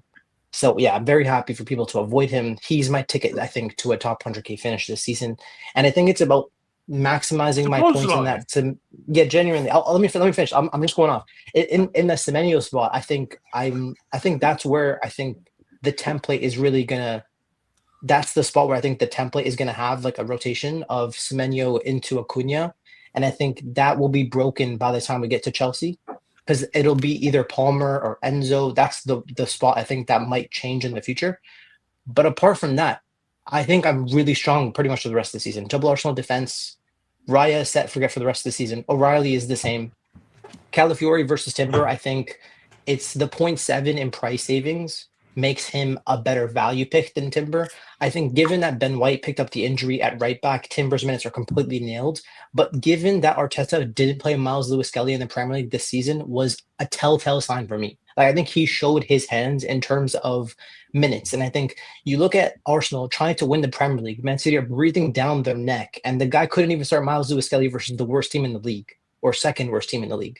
So I think Calafiori's minutes are excellent going forward. They're playing in the Champions League. They've already picked up 6 wins out of 8. I don't think they even need to pick up maybe one more win. So I don't think they'll need to prioritize minutes for him in the Champions League. They also should have a bye in the first round. So the next time for him to play a game realistically that matters, because I don't believe the cup games matter personally, would be around game week 28. So I'm happy to hold Calafiori up until then and reassess. And then once Gabriel comes back, I think for me, the move would be Raya down to Sanchez and probably Semenyo down maybe, and get money to upgrade my third defender to Gabriel. So I have like the structure that I want long term. I think I'm very happy to kind of just roll with where I'm going. It's all about like, I had to make these moves early because I need the 0.5 for Semenyo to Cunha. Sorry. There's so much. It's all right, mate. Can I cut in, right? So we invited Kanji to become one of the regular podcast crew about a month or so ago. I did, because he's a very intelligent young man who speaks a lot of sense on FPL. But Trig, then when it comes to Liverpool, he almost turns into a certain delusional unit. Szoboszlai, a pick till the end of the season. Trig, and then Marcello. Give me your thoughts. Give me your thoughts. He's pretty good, I think. I think he's going to do pretty well for the price. But then again, there's a lot of players doing well for the price. So I don't think he's essential by any means. But I think he is a good option. I mean, it does look like he is on penalties. And Liverpool normally get quite a few penalties, don't they? So and look at the fixtures they've got coming up. He's decent, crazy. I think. He's not very explosive, though, is he? Yet? Gary does not know what Liverpool fixtures are. Szoboszlai! Tell me Liverpool's fixtures. He's Liverpool's best player. Go on, then. You agree to disagree with me as well, Marcello. 17, Tottenham away. 18, Wolves at home. 19, Leeds at home. 20, Fulham away. 21, Arsenal away. Big game. 22, Burnley at home. And you guys have one Liverpool player in your team for that run. You need to catch up. Zero. But he does have 5 free transfers, so there's no problem. We'll worry about that. I think he missed half of his hauls if you bring him in 3 weeks because you kept sacking your team for Villa and whoever they're playing. I'll be completely honest. me and Trig both free hitted a few weeks ago, and Trig got in Gakpo and I got in Szoboszlai. So there may be a little bit of an emotional bias against him based on that. But the thing is, Liverpool have had a very weird season. They've had like a bit of a change. They've had Isak come in, who like spoils the party for Etikike, who's playing well. They've had Wirtz come in, who hasn't been very good. They've had this new left back. They haven't really gelled together now. You know, they've had hard games where they've not well, and they haven't done too well in some easy games. But these easy games coming in, Salah is now out. Salah is part of the old Liverpool, and this is where the whole problem is. They're trying to merge two eras of Liverpool together, and there's too many egos on the pitch, and there's too many players for the team sheet. Now Salah's gone out. He's probably going to go to Saudi. I'm sorry, Kanji. Salah's out of the team. They have starting to get into the actual Liverpool for the season now. Ekitike, Szoboszlai, he's the leader. Like, I just feel like with Salah being benched for those 3 games, that's a big turning point, and you're going to see Liverpool really kick on from here. Ekitike has scored 2 goals in both of his last 2 games, and he's going to be a problem. And Szoboszlai is the main guy in that midfield for Liverpool. He's got so many routes to points. He's a fighter, and he's cheap. He's much cheaper than Saka. He's got much better fixtures, and yeah, I don't know. It's strange. It's like it's realizing that. It's the price point that really matters. Like, for example, O'Reilly's price at like 0.6 less than Vardiol, right? As an example, like he's too cheap. Like Calafiori for 0.7 less than Timber, where I don't think their XGI per 90 is that different. So like, it's the value that you're getting. For example, like Szoboszlai picking up pen share, if Salah is not completely nailed, would just be an insane pick long term. So like, it's the price you're paying, right? You guys are forgetting that Isaac still exists, in my opinion, and I think he is going to eat into Ekitike's minutes, especially once we get to the easy games, which is the games that they are actually going to want Isaac to finally come good in, probably. Yeah, that makes sense. That's the downside of going for Szoboszlai long term. I'm going to do a quick poll. Ekitike. No, but basically it comes down to pen share. Like if Salah is not nailed, then Isak should have first choice pen share over Szoboszlai as well. So that's a down tick for both of them once Isaac's playing. Well, then you can go for Isaac. Going to do a quick poll. Add option. What's making me add an option? I might sell Haaland and get Isaac. Is Szoboszlai a season pick / is Kanji crazy? Oh, is Szoboszlai a season? I think there's probably like 0%. That question contradicts itself, though. Because if you say Szoboszlai is not a season pick, then it says that Kanji's not crazy. I think the craziest thing stop picking out the flaws in my grammar. Kanji is crazy. So. I think the craziest thing Kanji said was that he's keeping Thiago long term. Are you really not selling him next week, guys? Yeah, no, I'm just not interested. You guys are too scared of EO. No, I don't care about EO personally. I actually only care about like points, and like I don't want to spend my transfers because I don't trust any of the strikers. I don't think they offer 90 minutes plus penalties plus nailed minutes. Like they don't really offer that. Like look at what happened to people that went Welbeck. Like so I don't want to play Thiago over a 4th defender then just sell him down. So that would be the other consideration. Like I'm actually considering a structure where I get rid of Thiago and replace him with someone like Krupi. And actually only have one proper striker in my team. Yeah, that's what I would have done if I didn't have my bench boost. Upgrade Forrest Anderson and then maybe get Szoboszlai. That sounds like a good plan. The only problem with that plan is that if ever something happened to Haaland, I wouldn't have a striker. But obviously that's just a transfer. And so I guess Haaland being rested is the only danger.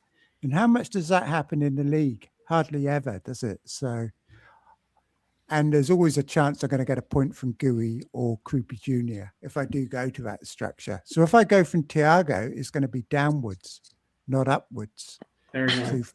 To The only facilitate. thing that I considered recently was obviously Defenders and DEFCON. They were doing so well at the start of the season.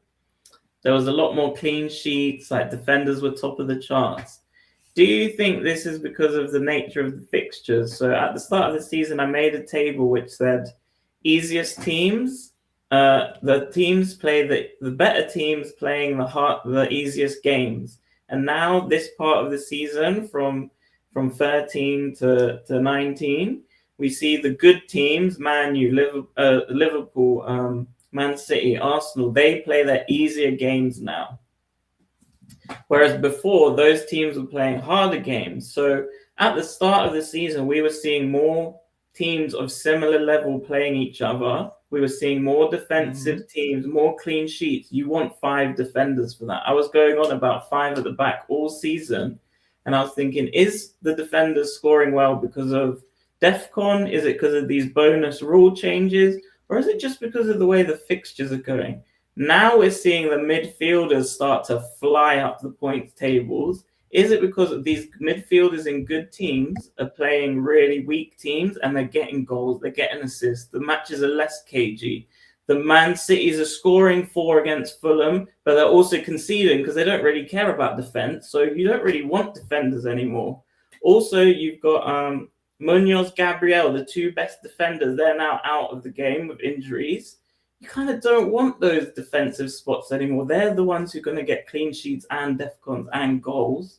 So I'm moving less away from 5 at the back and moving more towards, let me actually spend more money on my midfield. Let me spend Ekitike up front for the first time. And I started with Krupi and now I've gone into Ekitike. And that's something to think about. You kind of want to think about if the fixtures are kind of why we're seeing midfielders start to really top the charts now. What do you guys think of that? It's not just the fixtures. I mean, I think all those early clean sheets was very unusual, wasn't it? It was a statistical anomaly. It was like twice as many as normal clean sheets at the start. And do you not think there's a reason for that? Do you think it's just coincidence, or do you think it's just harder teams played against the harder teams, and the Leeds have played against the Sunderlands? I'm not sure, to be honest, why it happened. I mean, there was a change in the style of play, wasn't there, with all these long throws and stuff as well. And at the same time, there was an unusual amount of defender goals in those first few weeks. And we were seeing massive defensive hauls. And most of it wasn't DEFCONs, was it? It was people like Van der Ven scoring 2 goals and that sort of thing. It was absolutely crazy. Yeah, because the teams were set up more defensively for harder games. And they were less attacking because the games are going to be more cagey. An odd defender goal is going to decide it. Whereas now we're not seeing that. So it's time for me to abandon 5 at the back. That my pride and joy. I've been going on about it on Twitter all the time. And I'm moving more towards the strikers and the midfielders who are actually scoring goals now.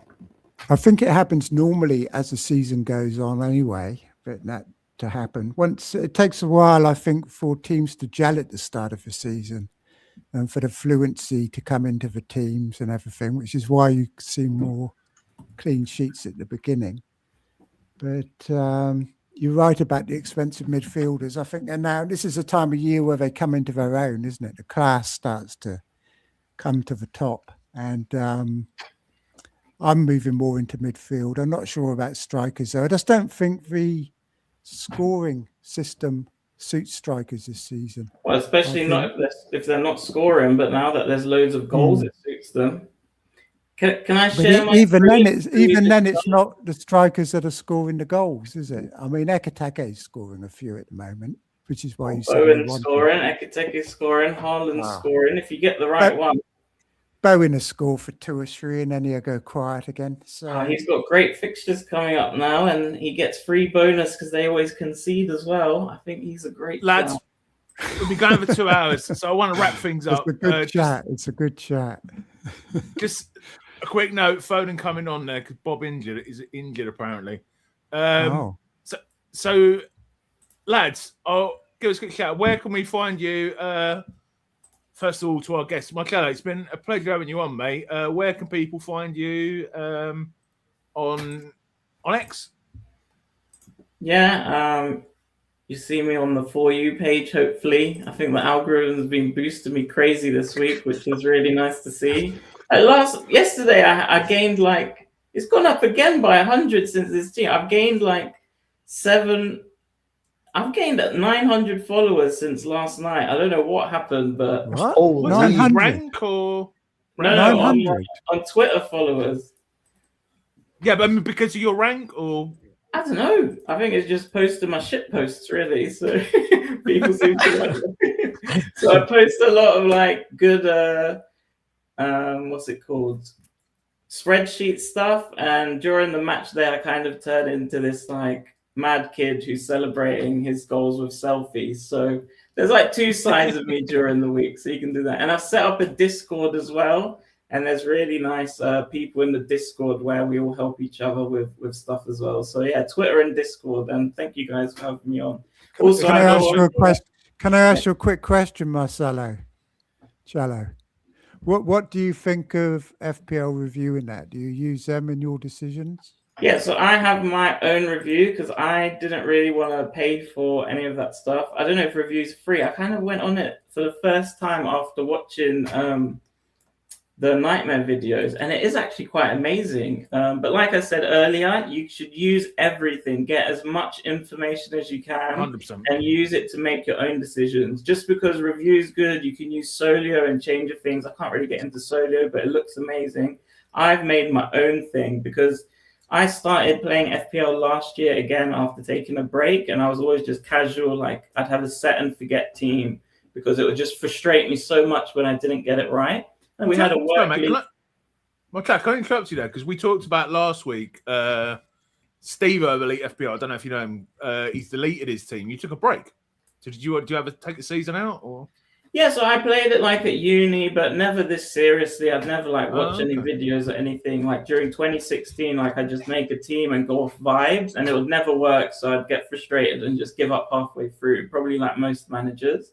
But last year we started a work league, and I was like, I don't really watch football anymore because I was like playing Pokemon. I was roller skating. So football kind of fell off my radar a bit. I didn't know who like Haaland was. I didn't know Salah was amazing. Isak was the best player. I was like, who's this Isak guy? I don't want to pick him game week 1. I picked him and he blanked. And I was like, I told you I shouldn't have picked him. So I was like, I have to make a spreadsheet of my own and try and figure out who's scoring the most points. Let me get them in my team. And then day after day, I built my spreadsheet. I built points. I built transfers, suggestions. I built like your team sheets to see the next 5 game weeks who's going to go well, and it's just so incredible and it's so useful. And now I watch every game. Like I do all that. I go on Twitter. I look for info. I ask people for help. I go on Discord. I watch your channel. I watch everyone's channels on YouTube. Like my ear. And like there's all these different informations. And when someone says a name that I haven't heard, like Tavernier the other day, or M. Fernandez for West Ham to come up recently, I'm like, I need to kind of like pay attention to that because it's so easy to be caught in a bubble. So I would just say get as much information as you can, whether it's from review, whether it's from Solio. Think, why is that there? Do you agree with that? And just question everything and be open to everything because, you know, you should sell Saka. Sorry, I do need to move on because I'm desperate to go and powder my nose again. Kanji, where can we find you, mate? Yes, thanks for having me on, by the way. And you can find me on Twitter at Kanji FPL. And Trig, so tell us where you can find you, mate. You want to plug the video with Andrew again? Feel free. No, Marcello can do that. He's better at it than me. Trig Talks FPL. I just want to say it's been great having Marcello on, and yeah, it's been great. Very interesting chat at the end. And your bladder's a real problem on this show, Gary, because it always interrupts everything. Your bladder, and it's been a great show. So yeah. So please do join me Trig and FPL D Unit on the lock-in. Well, hopefully we'll outscore him this week, Trig, so we don't have to endure what we did on Saturday with him lording it over us. And I'm yet to release I've not even told the podcast lads yet. Me, Trig, and Kanji, if you're available, which I think you are, will be on at 6 p.m. on Christmas Eve next week, UK time, which will actually be Christmas for Trig. I don't know if it will be for you, Kanji. No, it won't be. Yeah, you won't be otherwise. And then the podcast will be, and the lock-ins will be on loads of different random times over Christmas because the fixtures are all over the place, aren't they? So I will make a slide and put that together next week.